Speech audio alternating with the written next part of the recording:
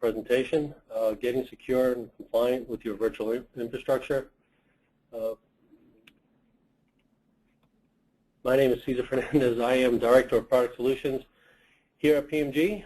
You can reach me at cfernandez@PMG.net should you have any questions after today's presentation.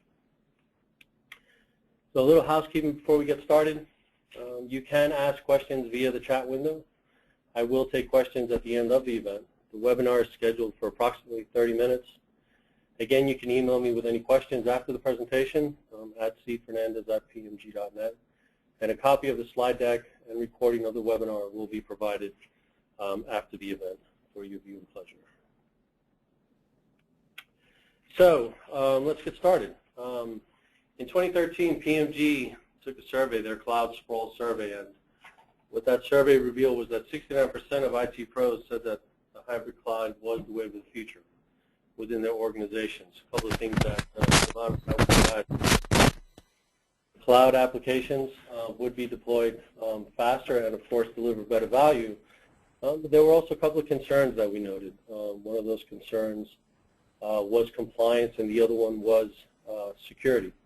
PMG took that to heart from their survey, and they took it in-house. And what we realized was that a service catalog should ensure your cloud automation and management, ensure that you had those security and compliance concerns were addressed. As our slide here shows, an enterprise service catalog can be that one-stop single pane of glass for your customers within the enterprise. They can come in and go to just about any area and order just about any product. They can go to finance, get chargeback and reporting. They could go to facilities and request badges or desks or offices. They could go to HR, get onboarding done, request benefits packages to be submitted. And of course, as with any service catalog, they could go straight through IT, get service desk tickets cut, identity management, and of course, get cloud infrastructure provisioning and management done.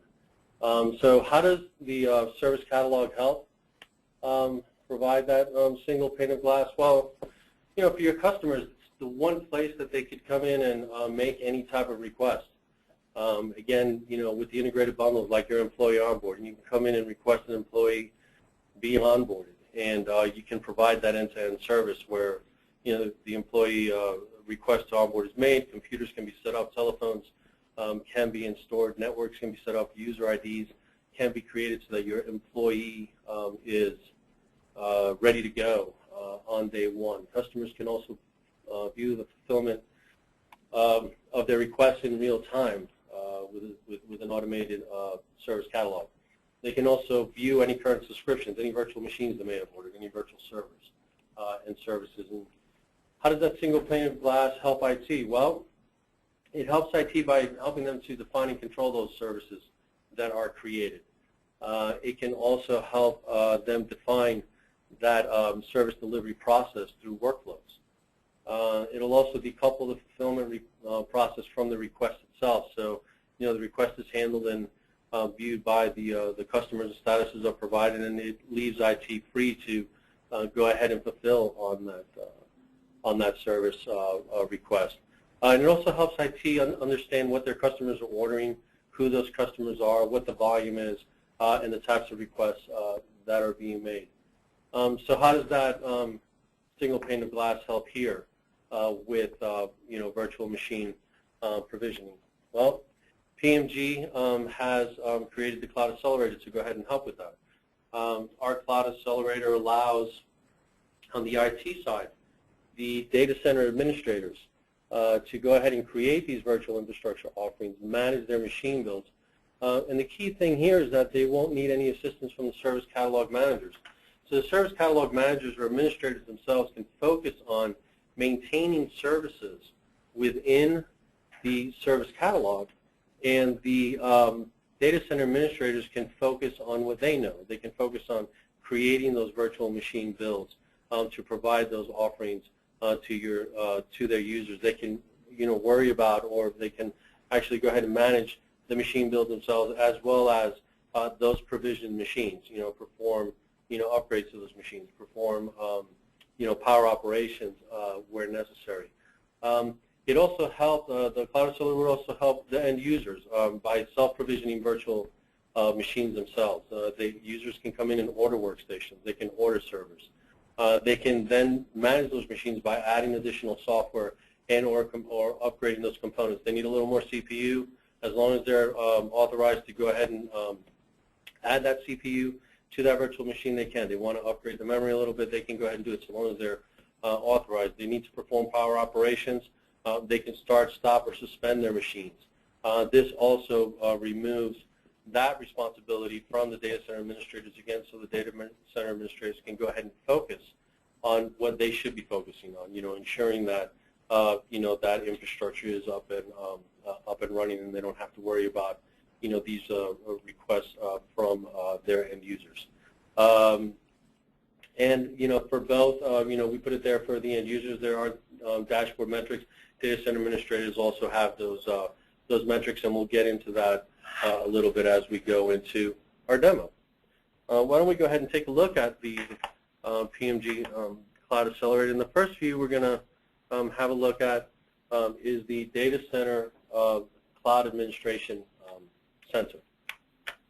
As we load up the Cloud Administrator console, the first page that Data Center Administrator is taken to will be the Cloud Dashboard Overview.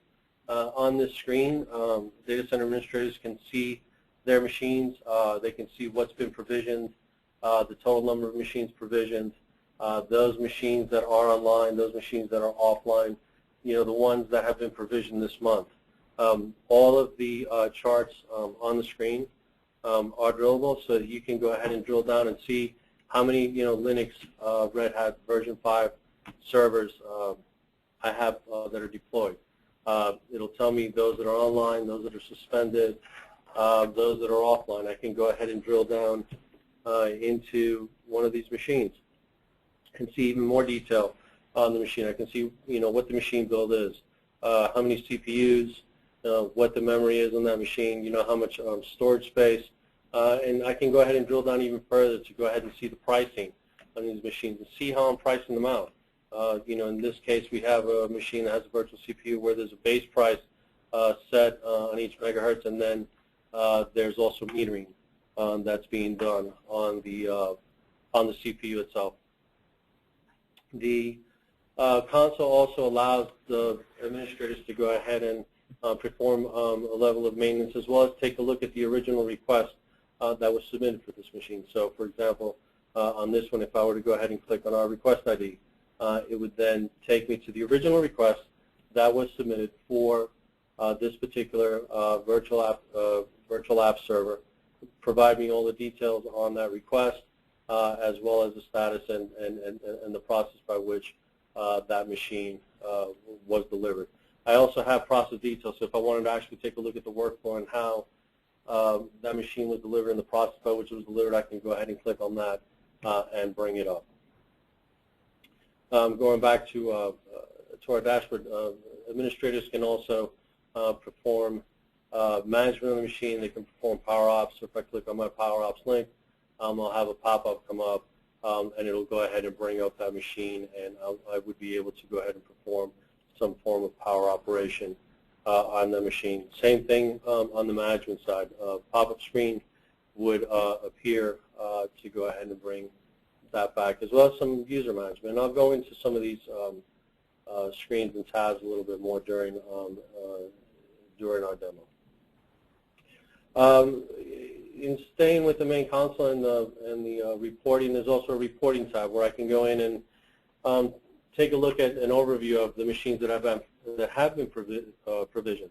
I can view all. I can view them by status, by environment. Those that have been provisioned this month. If I'm on the status tab right now, I can filter down even further by only those machines that are online, or only those machines that are offline. Those machines that are not active, or those that are standby. We can also go ahead and search by machine. So if I wanted to go ahead and bring back or look for a particular machine that may be having some issue that a user may have reported, I can go ahead and do that as well. So that's great. So now I've seen how, all the machines that have been provisioned. Well, how does an administrator manage the builds of those machines? How does he go ahead and provide those offerings to his customer base? Well, they do that by going here to the Machine Build tab. They click on the Machine Build. It would bring them to this Create and Manage Builds tab. And in there, a data center administrator can go ahead and start building out the templates. And we'll go ahead and walk through a simple build really quick. They go ahead and select the machine type. In this case, I want to go ahead and build out a server as opposed to a workstation. I'd go ahead and select my operating system, and those operating systems, again, all of these lists are customizable. I can go ahead and select the Windows Enterprise 2012 OS for this particular machine, and I'd enter a template name. So let's go ahead and enter Windows Storage Server. I'm just going to make a storage server for this one.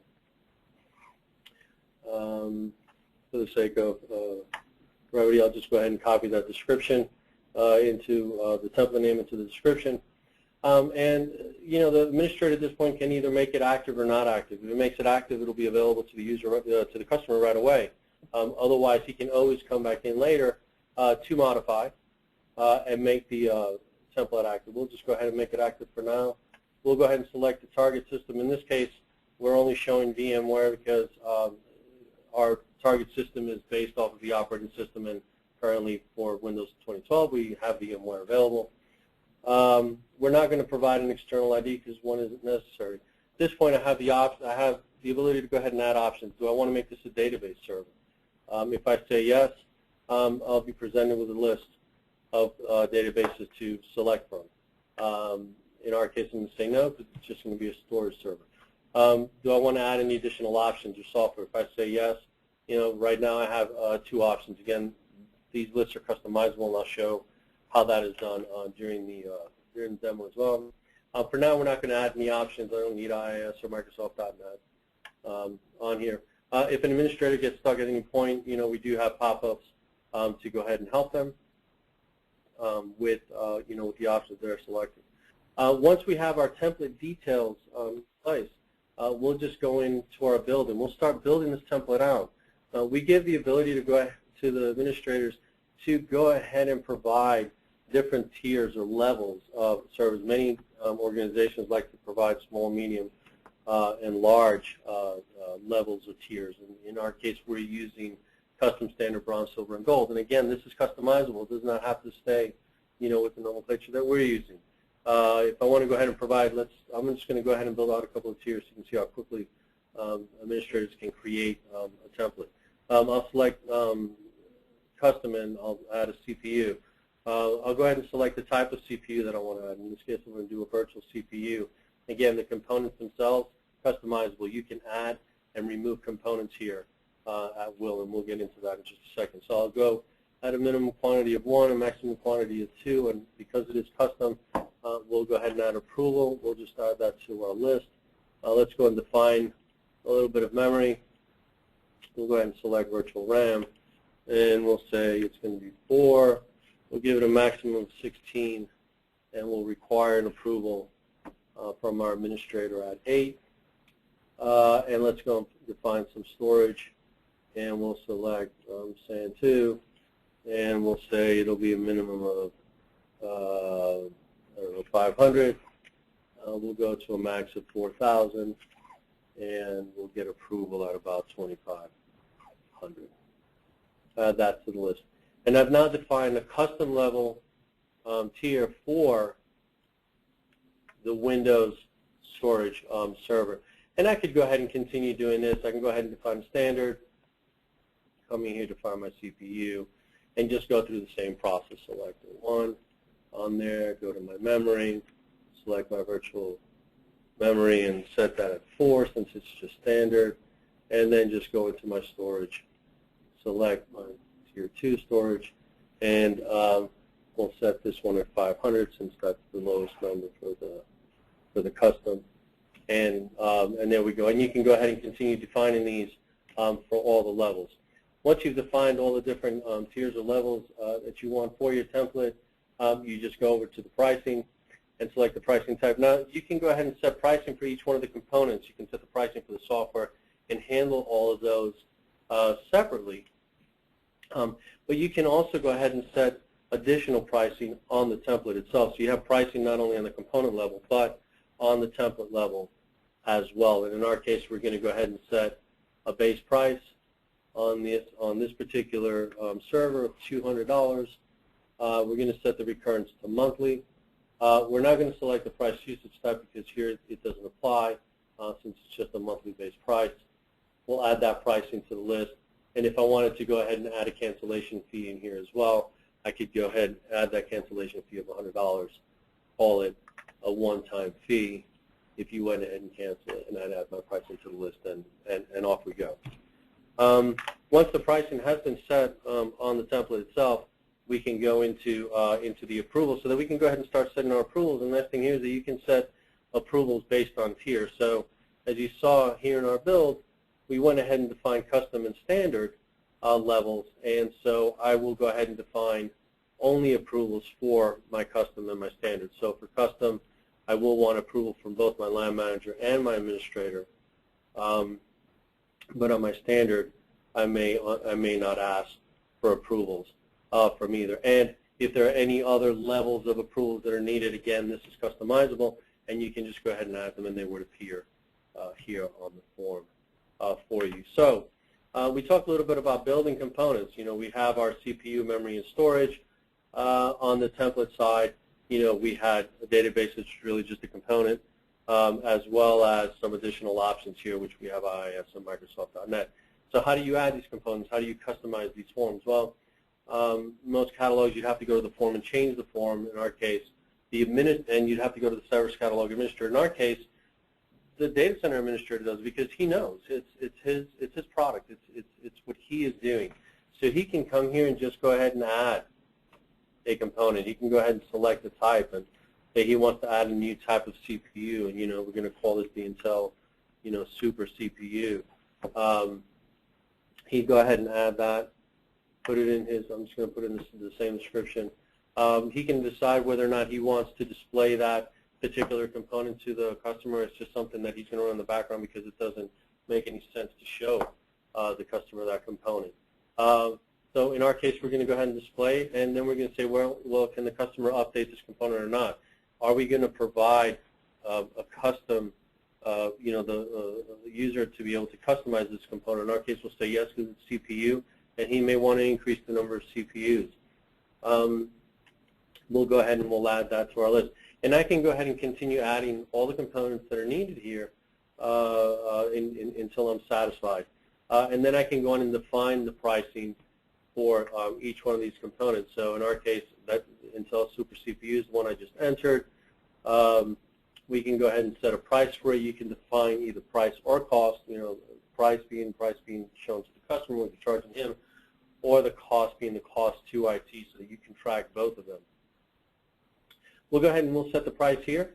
We will set this as the base price, and because it is a super CPUs, we're just going to go ahead and charge $10 for this one. Price usage type is going to be megahertz. Well, no, on this one we're not going to do that. We're just going to go ahead and charge the base price. On this one, and say I wanted to come back in and double dip a little bit and charge on metering for the CPU. I'd come in, select metering, go ahead and select, say, $1, and I'm going to charge you $1 per megahertz. And I'll go ahead and I'll add it. So you have a lot of flexibility in how you go ahead and price out your components. Once these components are added, you can come back here to your template, and depending upon the type of component that you added, that component will be made available to you either as part of the build of the machine with your CPU, memory, and storage, or as an additional option or database. Once templates have been created in a traditional catalog, we like to bundle services like, as with employee onboarding, we go ahead and bundle a bunch of services into it to get that employee onboarded. Well, we can do the same here. In our case, we can go ahead and create a package called Linux database application package. And once I've gone ahead and created, then again, I'm just going to copy and paste into the description for the sake of time. Once I've gone ahead and created the package name, I can come in and start associating templates. And these are all templates that the administrators have gone ahead and created. And the packages themselves can also be defined by level or tier. So I can define a custom, standard, a bronze, a silver, gold, a small, a medium, or a large, template. In our case, I'm just going to go ahead and, because it is Linux, I'll just go ahead and select our Linux package there, and then our SQL Server package. And you can see that my components and all come up every time I select a different template. I'll know how that machine was built based on the level. I'd go ahead and select that, and I would go ahead and continue creating my packages here, submit them, and then they would be available to our users. So that's how our administrators can go ahead and create their templates and their packages and manage their components. How do they go ahead and manage the machines? Well, you saw a couple of pop-ups before. They also have the ability to do machine management from the console itself. There is a Power Operations tab where they can come in and perform Power Ops on a machine.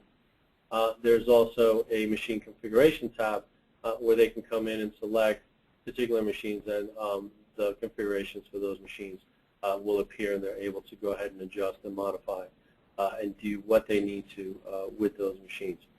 There's also a level of user management and ownership on the machines, so that the administrators can go ahead and change owners on particular machines should they need to, and also perform some machine user management, so that we can go ahead and deactivate those administrators as they offboard,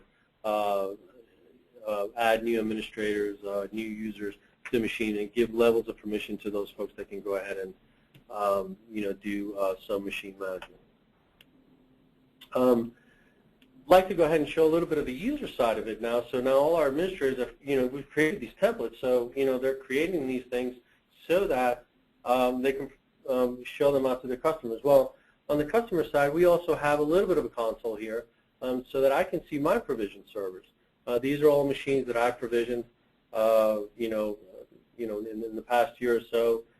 It'll show me a quick report, and just like with the, with the users, with the administrator console, I can go ahead and drill down, take a look at how the machine was built, what storage I have. I can go ahead and also click into, my request ID to go ahead and see how the request was ordered and what the tracking was on it, as well as perform some power operations on it. And this is just the reporting, so that I can go ahead and see what my charges are, what the cost of my machines are, and whatnot. So how do I go ahead and order? Well, I can go ahead, oops, sorry about that. I can go ahead and order by clicking on Virtual Application Server here, and that will just go ahead and take me to my Virtual Application Server form. And these are all templates that have been created by, by the administrators. I can come in and, request to see either a custom or request either a custom server or not. In this case, I'm going to select not to request a custom server. I can come in and select my OS version. All the OSs that have been, where templates are available, would appear here for the users. I can come in and select the OS type, or the template type. When I select the template type, its description, its base price, and whether administrator approvals are required or not will appear here. I can select the tier or level. In this case, we're just going to leave it at standard. And you can see that all the pricing will appear here. So I know what a standard server would cost, what a bronze server, silver, and gold servers would cost. These are dynamic. As the administrators change them, they will also change here. So that it's updated immediately, so a user knows exactly what he's paying for as the administrator changes it on his end. So in this case, let's call this one. We're going to call this one Melinda's storage server. Go ahead and submit that here. We're going to select a production environment for her, and we're going to say that she wants it for 12 months. We can go into the bill details so she can see exactly what she's paying for, what the costing is going to be, and then we can go ahead and define some owners. So in this case, she's going to want to make me an administrator. We'll go ahead and select me as the administrator, and I can go ahead and continue adding users here by selecting another person and then doing a search. We integrate into AD, so anyone who is in your AD will, you can search on and make them an administrator or a power user or a regular user. As with any subscription, there is, of course, a contract. We'll go ahead and agree to that contract, and then just go ahead and submit it to our card, and we'll go ahead and provision out the machine. And we'll go ahead and take a look at our order so that we can go ahead and track. As with any service catalog, you should be able to track your order to fulfillment once it has been ordered. We can see that the request was received. It is currently running. We'll just do a quick refresh to see where we are. And the machine has been provisioned. The users have been added, and it is now, and the machine is now powered on. So if I go back here to my console, and I just do a little quick refresh here, I should see Melinda's storage, and there it is. Melinda's storage server has been provisioned with virtual storage, and well, it looks like I selected the web server, template type. So it also provided me with all the web service software that I needed.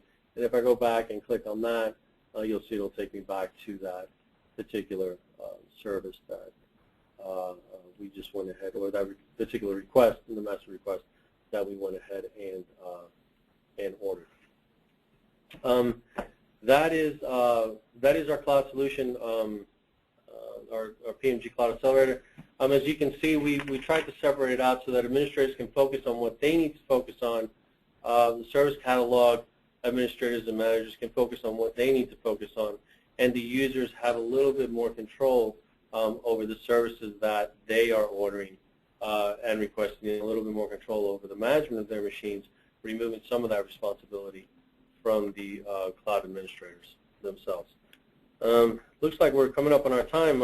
We have about a minute or so. Take a question or two. And let's see. What cloud services do you integrate with? Well, we integrate with a host of, a very good question. We integrate with a host of cloud services. Let me bring up our workflow really quick so that you can see just a few of the actions that we do integrate with. This is just a subset of our library, but as you can see, we integrate with Amazon.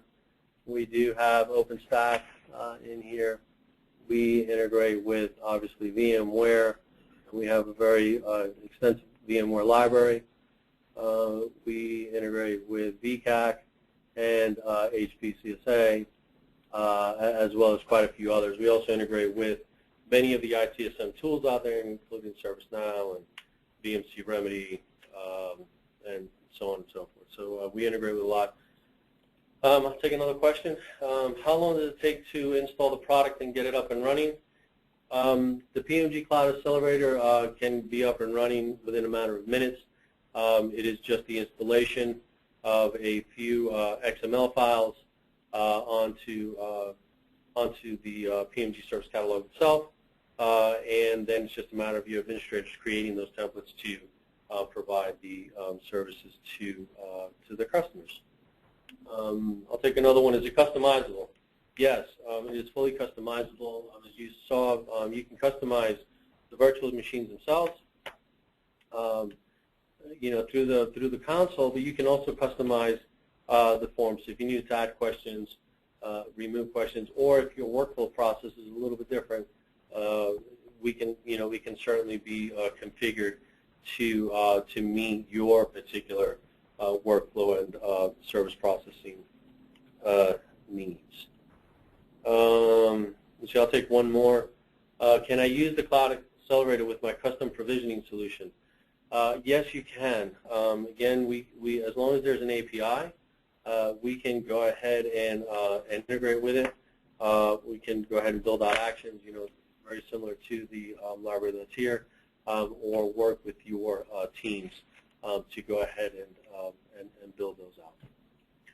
I think we're running up on our time. We might even be a little bit over. Well, thank you all for coming to the PMG Cloud Accelerator webinar. Again, if you have any questions, please feel free to follow up with me. You can reach me at cfernandez@pmg.net or visit us at www.pmg.net, and we'd be happy to answer any questions or give you additional private demos. Thank you again, and happy holidays to all.